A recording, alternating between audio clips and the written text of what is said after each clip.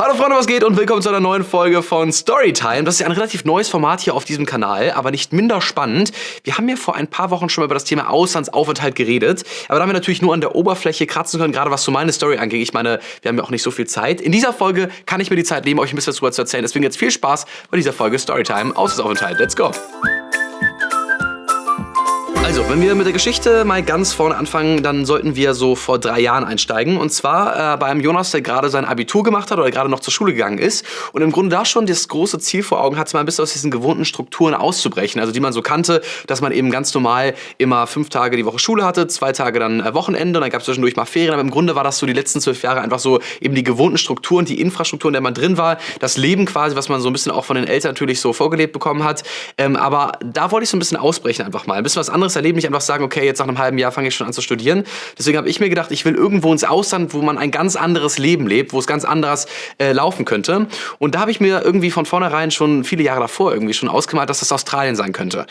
Australien deswegen, weil mich das Land A wegen der Flora und Fauna sehr gereizt hat, also die Tiere, die Pflanzenwelt, all das ist da total anders und auch die Temperaturen in Australien, ob man jetzt gerade im Süden ist oder in der Mitte oder im Norden, wo auch immer, sind ganz unterschiedlich und vor allem auch ganz anders zu Deutschland. Das hat mich sehr gereizt. Dann natürlich der zweite Aspekt, dass das Ganze auch kulturell vielleicht ein bisschen anders sein könnte, generell, dass das Leben sich da einfach sehr unterscheiden könnte von dem, was ich in Deutschland geführt habe. Und der dritte Punkt, dass ich dort mein Englisch verbessere. In Australien spricht man Englisch und deswegen dachte ich, okay, wenn ich da mit vielen Australians, was auch immer, unterwegs bin, dann werde ich wahrscheinlich auch mein Englisch verbessern, denn das war bis dahin nicht so gut.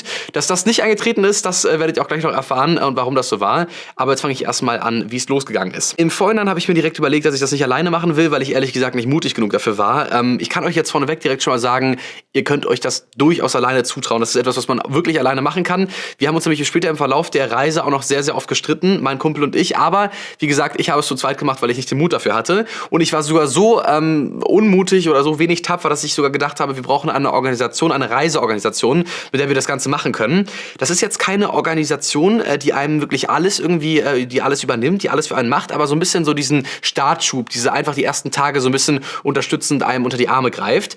Und dann sind wir am 11. November 2015 von Düsseldorf über Dubai nach Sydney geflogen und dort sollte dann unser halbes Jahr Work and Travel in Australien starten. Die erste Zeit in Australien, man kann das im Grunde so in 3 bis 4 verschiedene Zeiten einteilen. Die erste Zeit habe ich so als Hostelzeit deklariert. Das war die Zeit, wo mein Kumpel und ich ganz, ganz viel in meinen Hostels geschlafen oder eigentlich immer in Hostels geschlafen haben. Das war eine ziemlich krasse Zeit, müsst ihr euch vorstellen, weil man da eigentlich dauerhaft nachts mit 8 bis 12 verschiedenen anderen Leuten in einem Raum war, die man gar nicht kannte. Es gab da wirklich verrückte Stories. Zum Beispiel hatten wir einmal eine Nacht, die konnten wir wirklich zum Teil irgendwann gar nicht mehr schlafen, weil irgendein Typ besoffen reinkam. Der kam erst besoffen einfach rein, hat rumgewühlt, sonst irgendwas und kurz Zeit später kam noch eine Frau rein. Die gehörte eigentlich gar nicht in das Zimmer rein, aber ihr könnt euch vorstellen, was dann mit der Frau passiert. Also die beiden haben halt so, also ne. Und das Ding war, wir waren halt noch ganz viele andere Leute in diesem Zimmer und irgendwann haben sich dann auch eben die anderen, die noch mit uns im Zimmer geschlafen haben, beschwert. Und zwar bei dem Hostelmanager und sonst irgendwas. Und dann ist der Typ rausgeflogen. Das war halt die ganze Nacht ein Riesenbrassel und da konnte man dann am Ende auch nicht mehr schlafen. Und sowas war wirklich nur eine von ganz, ganz vielen Hostel-Stories, die wir so da erlebt haben. Das ist einfach typisch. Übrigens auch typisch für Australien, will ich gerade mal kurz einwerfen, das war total lustig, das war jetzt auch in der ersten Woche passiert. Ich habe einfach random, ohne dass es irgendwie abgesprochen war, ohne dass ich es wusste, dann wollten wir in ein Hostel einfach einchecken, dann sind wir gerade reingegangen und dachte ich so, Alter, das kann doch jetzt nicht sein. Und dann stand tatsächlich direkt vor mir ein Klassenkamerad von mir, ein ehemaliger, den ich einfach zufällig in Sydney getroffen hatte, aus Deutschland. Und da wurde mir erst klar, dass wirklich in Sydney oder in ganz Australien und auch in Neuseeland einfach unfassbar viele Deutsche sind. Was übrigens, so habe ich es im Nachhinein auch festgestellt, der Grund dafür war, warum ich einfach kaum Englisch dazugelernt habe. Ich war fast nur mit Deutschen unterwegs oder mit Leuten, die selber gar nicht so gut Englisch gesprochen haben. Und da kann man einfach sein Englisch nicht viel verbessern. Also mein Deutsch ist besser geworden, aber mein Englisch nicht wirklich. Und das ist einfach auch so eine krasse Sache. Das habe ich auch da einfach so dazugelernt, dass man, wenn man ins Ausland fährt, sollte man es A eben besser alleine machen, weil dann ist man auch vielleicht gezwungen dazu, Englisch zu sprechen. Oder vielleicht auch gar nicht unbedingt nach Australien, sondern in Länder, wo man wirklich eben Englisch sprechen muss, weil es die einzige Möglichkeit ist, wie einen die Leute verstehen. Wie gesagt, das war so diese Hostelzeit. Irgendwann haben wir gesagt, okay, wir haben keinen Bock mehr, immer mit anderen Leuten das Zimmer zu teilen. Wir wollen jetzt mal irgendwie ein bisschen mehr für uns sein. Wir wollen ein bisschen reisen. Deswegen haben wir so ein bisschen gearbeitet. Wir haben so ein bisschen Gartenarbeit gemacht, ein bisschen Tellerwäschearbeit und haben uns dann quasi Geld zusammengespart für ein Auto, was wir uns gekauft haben. Das war so ein schöner roter Kombi. Vielleicht können wir hier auch mal ein Bild einblenden. Und in diesem roten Kombi sind wir dann für 30 Tage an der Ostküste von Australien rumgereist. Das Spannende war eben, im Grunde waren mein Kumpel und ich wirklich 24/7 auf engem Raum. Also entweder in diesem Auto oder wenn wir halt gerade irgendwie am Strand unterwegs waren, wo auch immer. Wir waren die ganze Zeit beieinander, die ganze Zeit miteinander unterwegs. Und ich weiß nicht, wer das kennt von Geschwistern, vielleicht auch von den Eltern, von irgendwie Freunden oder so, aber irgendwann geht man sich halt einfach hart auf den Sack. Es gehört einfach dazu, es ist so. Das Problem ist, in Australien konnten wir uns nicht aus dem Weg gehen. Wir konnten nicht sagen, okay, jetzt machst du mal die Woche das, ich mach die Woche das, wir sehen uns nicht. Wir mussten in diesem Wagen pennen, also jeden Abend spätestens sind wir wieder zueinander gekommen und mussten halt auf dieser Matratze schlafen, direkt nebeneinander. Und das hat halt sehr, sehr oft dazu geführt, dass wir uns wirklich ziemlich heftig gestritten haben. Am Ende wegen den banalsten Dingen, wegen Salatsoßen, sonst irgendwas, das wirklich heftig eskaliert, haben uns tagelang teilweise angeschwiegen. Und deswegen ist auch meine Empfehlung, wenn ihr mit einem Kumpel reist, dann verabredet vielleicht von vornherein irgendwie eine Zeit, dass ihr wirklich nur einen Monat zusammen reist und ihr dann irgendwie getrennte Wege geht, jedenfalls erstmals. Weil das Problem war, dass ich mit diesem Kumpel wirklich auch die erste Zeit danach einfach gar keinen Kontakt mehr hatte. Und das war nicht nur seine Schuld, sondern das war auch genauso meine Schuld, aber wir haben uns halt heftig zerstritten, obwohl wir uns vor der Reise super gut verstanden haben. Wie gesagt, wir haben also die Reisezeit gehabt, sind an der Ostküste von Australien lang gereist, von Sydney bis oben nach Cairns am Ende, haben dafür ungefähr 30 Tage gehabt, haben wirklich die verrücktesten Dinge erlebt, was man halt alles so erleben kann in verschiedenen coolen Städten. Wir waren zwischendurch in einem Surfcamp, wir haben Surfen gelernt, das war wirklich unglaublich schön, wir haben so viele verschiedene Tiere gesehen, die Natur kennengelernt, alles Mögliche. Das ist im Grunde genau die Zeit gewesen, die ich mir so vorgestellt habe, wie man sie in Australien erleben könnte.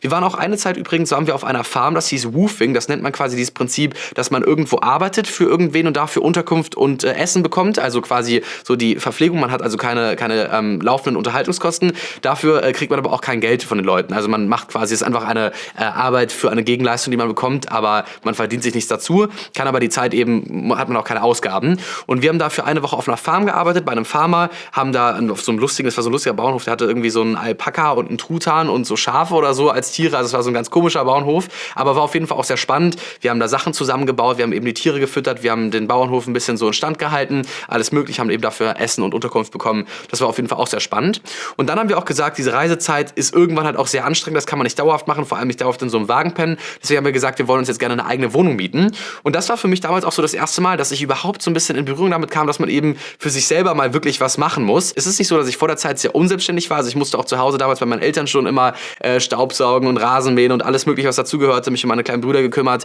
aber das Ding ist, so Sachen wie Wäsche waschen oder eben zum Beispiel auch selber kochen oder eben auch sich um eine Wohnung kümmern, das habe ich vorher noch nie gemacht und das habe ich da zum ersten Mal, bin ich damit in Berührung gekommen, habe es dazugelernt und das war sehr, sehr cool. Also ich bin auf jeden Fall wesentlich selbstständiger auf dieser Reise geworden. Wir haben also dann für 2 Monate in Cairns gewohnt, das ist eben im Nordosten und das ist ein unfassbar warmer Ort. Wir waren auch noch genau zu der Zeit da, als es dort Sommer war. In Deutschland, weil es eben auf der anderen Seite des Globus ist, war da gerade Winter, aber in Australien war dort Sommer. Es war unfassbar heiß, also am Tag waren da 45 bis 50 Grad teilweise und das bedeutet, wenn es so warm ist, dass man wirklich von 12 Uhr mittags bis 18 Uhr abends nicht mehr rausgehen kann, weil es zu warm ist. Man geht raus und fängt instant an zu schwitzen und da ist auch niemand mehr, weil alle wissen, zu der Zeit muss man drin sein, weil es einfach zu warm ist und es ist auch völlig normal, dass da wirklich alles sonst klimatisiert ist drin. Also unsere Wohnung war klimatisiert, alle Busse sind klimatisiert, jedes Auto, alles ist da klimatisiert und das ist halt auch wirklich so für Deutsche ist es halt einfach, wenn man das nicht gewöhnt ist, wird man halt instant auch krank, weil, weißt du, man kommt von 50 Grad in 10 Grad, irgendwie 10 Grad Busse und das ist halt einfach voll krass, diesen Unterschied und wir wurden da dauernd krank.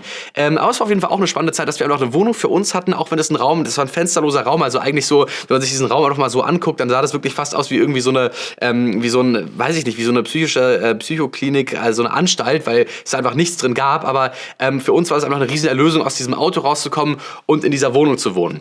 Übrigens, kleine Story am Rande, ich habe damals für ein Format hier in Deutschland gedreht, also es gab einen ganz wichtigen Dreh, dafür bin ich dann hier nach Deutschland geflogen für eine ganz kurze Zeit und eben, wie gesagt, aus diesem super warmen Cairns, Australien, nach München, Deutschland geflogen, wo es irgendwie gerade -5 Grad war, es hat geschneit und es war so in diesem Moment, als ich dann aus dem Flieger gestiegen bin, war es einfach so ein witziger Moment für mich und auch irgendwie total emotional, weil es einfach plötzlich wieder so, es war Deutschland, es war alles wieder, es war total verrückt, dieser Moment. Also wer das selber auch schon mal erlebt hat, dass er eine Zeit im Ausland war und dann wieder nach Deutschland kam, der wird wissen, es ist auf jeden Fall alles ganz, ganz anders. Ja, wir haben dann ebenfalls 2 Monate dort gelebt, haben uns dann dazu entschieden, dann mit dem Wagen wieder runterzufahren, innerhalb von 4-5 Tagen ganz nach Sydney, haben den Wagen dort wieder verkauft, um dann die letzten 10 Tage von unserem halben Jahr im Ausland in Neuseeland zu verbringen. Da haben wir dann in der Nordinsel, also Neuseeland ist ja quasi in 2 Bereiche angeteilt, Norden und Süden, kann man ganz einfach sagen. Wir haben auf der Nordinsel oder dieser Nordbereich von Neuseeland, haben wir noch eine 10-tägige Rundtour gemacht, wo wir dann rumgefahren sind und uns alles im Grunde noch mal im Schnelldurchlauf angeguckt haben.